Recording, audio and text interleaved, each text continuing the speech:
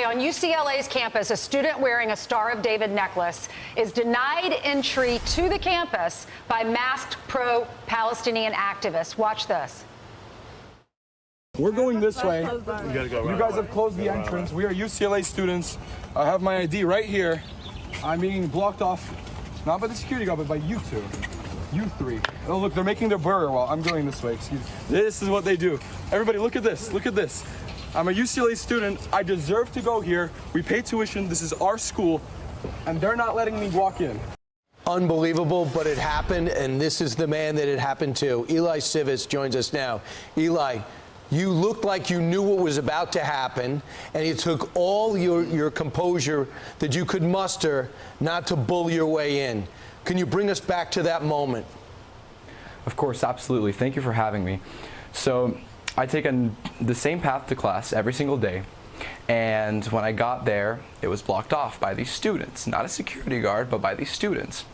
I showed them my ID and I said, "This is the way I entered a class, please let me in."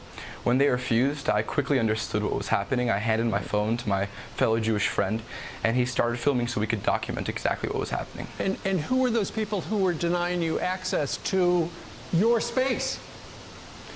They could have been UCLA students. They could not have been. I honestly would not be surprised if they were not UCLA students, but they were part of the pro-Hamas mob that has taken over our school. Mm-hmm. Were you tempted just to divide them? I mean, because you're larger than they are. It looks like they're mostly women. Could you have just gotten through them, or did you decide not to do that? We are for peace, and we will never barge through, because we know that we're better than them in that sense. And yeah, could I have? Absolutely. But I would rather have documented that so we could show the world exactly what is going on in universities in the United States. Lawrence? You know, Eli, I'm curious, and I posed this question to our anchors this morning on the couch. What would happen if this happened to any other minority group? Do you think that there would have been more outrage over this incident, Eli? Absolutely, I do. I also think if it was an encampment that is not a pro-Hamas encampment, for example, say there was a KKK encampment happening, it would have been shut down immediately. Mm-hmm. And I think this really shows what's going on here at college universities in the United States, that we are allowing these students to spread their hatred, their bigotry, and their anti-Semitism against Jewish students all around the world. Mm-hmm. And many Jewish students, many, feel very unsafe. Eli, do you think they even know what they're protesting? Do they understand the history of this region? Do they understand October 7th? I think that a lot of them do understand, and they still choose to say what they say. We go to the #1 public school in the world. These people are smart. They are educated. They know what they're saying. They know what an intifada is. They want an intifada. They want to see the mass genocide of Jews. You know, Eli, it's got to be complicated being you on that campus right now, because I'm sure some of the people in that group, or some of the people who support that group, either in public or private, they're your classmates. Some of them might be your teachers. And they don't, from what I've seen in some of these demonstrations, they don't like the fact that you're Jewish. That's exactly correct. I mean, listen, I'm a theater major. I go into class and I see people wearing keffiyehs, and I have to work with them in a small classroom setting for the next 3.5 years. It's hard. I get dirty looks walking down the hallways.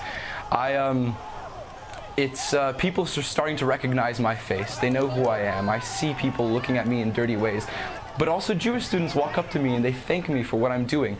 So as long as I am constantly advocating for the Jewish people, I feel like we're getting somewhere. We're doing good in this world. Eli, what do your parents say? Are they worried for your safety?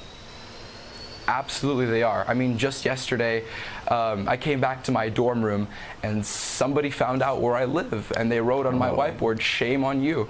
And I just think that this is the start of something that's going to escalate very, very quickly, because my face is really getting out there, and I would not be surprised if somebody tries something in the next couple of days. Eli, keep us up to date, but the last question is, aren't these fundamentally anti-American initiatives too? Absolutely. They constantly advocate for the destruction of our beautiful country. They burn the American flag. They are super anti-America. They are anti our government. They're anti-democracy, and shame on them for. Shame on UCLA and shame on actually all college administrations for allowing them to continue what they're doing, because this is no longer about freedom of speech. Right. This is now straight up about promoting aggression and hatred against Jewish people. Eli, your star is rising. You're on the right side of this. We will stay with you. And thank you very much. And you actually do not wear a mask on campus. Right. You're proud of who you are. Absolutely not. I'm proud of who I am. Indeed. I want them to see my face. Indeed. Eli, God bless you.